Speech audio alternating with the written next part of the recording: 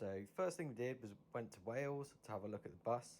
We had a chance to have a look underneath it, and this is how that looked.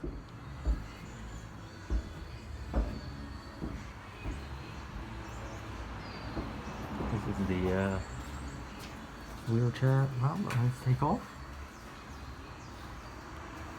There's a frame under there. There's Dave. So after a little bit of bartering, we bought the bus and we're on our way home. So this is Lily, and this is how she first saw our bus. Dad, you can go on ahead then. Come in, should we come see the bus? Yeah. Where do you think it is? I think it's on there. Yeah.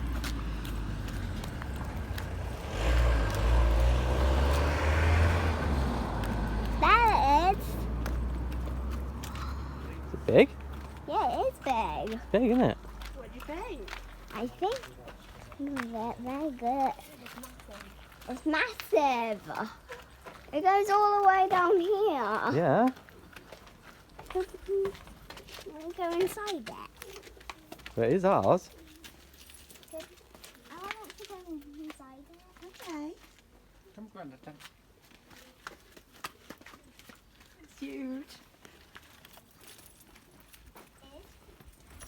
This is the passenger door. Oh, I see what you mean about a little bit fumey. Look. Whoa. I can't believe it's ours. Look out the window. Whoa, it is warm in here, Grandad. We're up high. We're up high, aren't we? This is so cool. And with that, we went on a test drive. It's not a very long video, so sorry about that. We've got a bus. We've got a bus. And we're riding. So we've only gone and done it. We've bought ourselves a 614D Vario, rated at 6 tons. What have we done, guys? What have we done? So I'm just going to give you a little bit of a quick tour. It's a little bit windy, so hopefully the sound quality is okay, of the outside and inside of the bus, so you can see what we're going to be dealing with. And then today, Lil Cal and myself are going to give the interior a little bit of a going over, and see if we can get the seats out so we can see what we're working with. So let's start around the front here. So you've got the massive grille and the old Merc button here. This is the first Mercedes I've ever owned, so therefore it's the poshest and worst that I've ever owned. Was resprayed last year, but as you can see, we've got a little bit of work to do around the front here, and indeed all over the bus, but overall she's in good condition. We came from a company in Wales called Laser Travel. We've looked after it really well. It's been serving local schools as a minibus for the past sort of 6-7 years, and before that was owned by council in Yorkshire. So wheels there need a bit of a clean up. So all of the skirts along here were done. Underneath just needs a good clean and under seal. I did have a chance to have a look under the ramp when I picked the bus up, which was good. And under there looks all nice and solid, just needs a good clean up and under seal, as I said. Around the back here we have got an absolutely humongous wheelchair ramp, because this was a mobility bus, which I'll show you inside of in a minute. So we've got like the spotlights on the back here. It's all sign written at the moment. As you can see, we already peeled one of those off when we were there, and they should come off fairly easy. Famous last words. A little bit of crustiness going on in and around the bus, as you could kind of expect of a bus at this age that we'll deal with in good time. We're going to be taking this ramp off in the next few weeks, so do keep watching for how we get on with that. I'm sure that will be many fun and games. This does lock, which is good, but needs a little bit of a tinker with. Could do with a new Vario sign. We're thinking of calling it Sharpio after us, but we shall see. And down the side here, I'm just going to walk around the side because we've got our car in the way there. Wasn't very good planning, was it? So yeah, we've got all of these lovely big windows along the side, which was, I know, put some people off, but for us it's the part of the charm of the bus. We'll see what we're going to do with those as we move forward. Got a manual door on the side here. Again, we're going to be fitting some better locks to that in the very near future. Here's the cockpit where I'll be sitting once I've got my C1 license. Big shout out to Dave, my father-in-law, for driving this home. He secretly loved it, I'm sure. So most of the stuff still works in the bus actually. So I've got a little fan up here, which is, I know it's the smallest thing in the world, but made me very excited. We've got sort of interior lights and things that we will be taking out, where they do all work.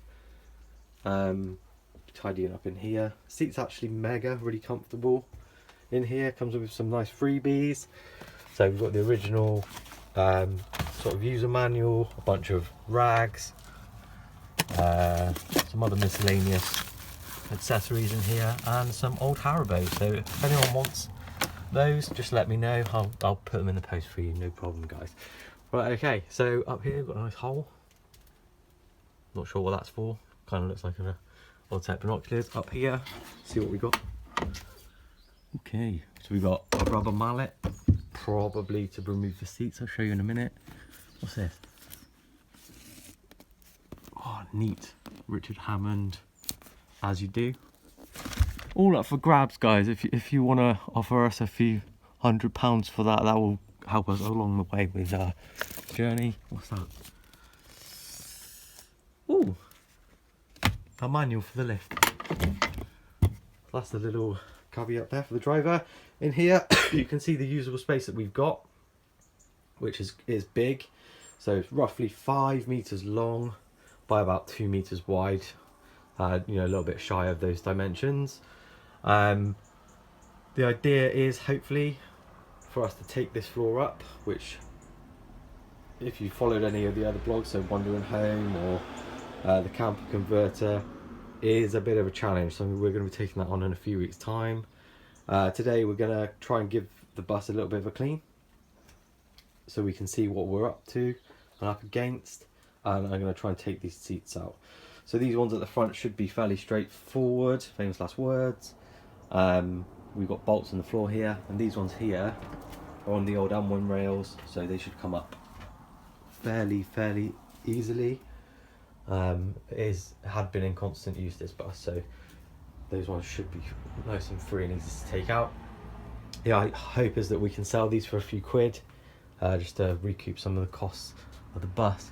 Realistically, I know we won't get much for them, but every little helps. Another thing that we're going to take out in the future is this hydraulic wheelchair ramp, which sits under the bus at the moment and must weigh literally a ton. Stretches from about here at the back of the bus all the way to here, about 1.5 meters in length, and like I say, it must weigh an awful lot. Other things we've got in here to show you, so a little bit of nastiness here. So we've got some cross-terrific stuff here that we're going to have to cut out and replace, and a little bit here too. Hopefully we won't find too much more, but we shall see. In the roof here we've got 2 skylights at the moment. So the one at the back does open and function. The one at the front is completely sealed up because it was leaking. They're 460mm wide. So those of you in the know will know that most popular fans are 400 wide. So we're going to have to think about whether we make those holes smaller some way or just use larger fans. So that is our bus. So on the first weekend, we decided to remove some decals and the seats.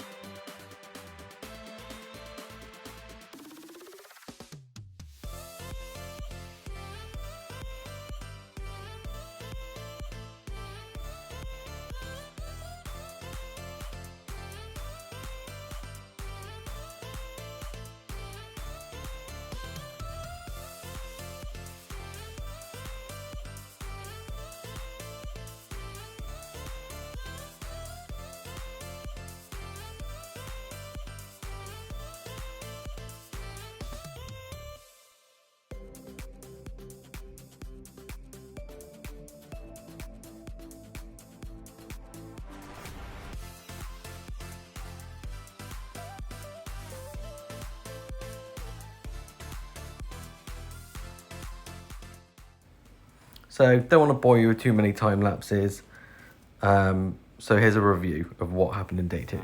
So first thing to notice is the grab rails are gone in here. We kept this one for the time being. That one's gone. So that all of this space here was taken up by that big yellow frame. Before that came out with not too much trouble. The box above the driver seat is gone as well. And I've managed to take down the board and all of the fiberglass out of here, and that's all safely in bin bags ready to go to the dump. So there we are, that's what we've been up to today. It's taken a good amount of time. Like I said, it takes double the amount of time that you think, and then a little bit more because you need to tidy it all up as well. So over in the corner over here, that's all my rubbish from today, ready to go to the dump. Mainly ply, but also a couple of bags of fiberglass. Down here we've got our graveyard of nuts and bolts. So yeah, that's everything I've taken out so far. So the skylights here, so talking about those, this one is absolutely fine, doesn't leak. I'm going to be replacing it anyway. This one here, the lads fixed, it still leaks. So yeah, it's going to come out anyway, so it's not a big deal. Good thing here is we do have a little bit of rust going on around here, but I'll be able to repair that when we put the new skylight in. So these skylights are 4600 wide, roughly, square. The max air fan that we're planning to put in is 400. So I'm going to have to do something to make that smaller anyway. So whilst we're there, we'll repair that rust. The other alternative that we've got is to put in a larger vent. You just sort of drip there. So we can cut a large hole, which would again solve the rust issue, but would mean that we're not actually putting a fan in. So we've got decisions to make there. A little bit of time to do that. So next thing to do is take the carpet off of all these side parts here. And I'm going to see if I can take that part out. We can see that it is welded here. I assume it's going to be welded down here too, so that's going to be a little bit more fun and games. So that's what I've been up to today. So that's it for today's video. Next time join us where I cut some ceiling, remove some fiberglass, and get out the old rust pan and brush. If you've enjoyed the video, please like and subscribe, and any tips, do let us know. Thanks for watching, guys. See you soon.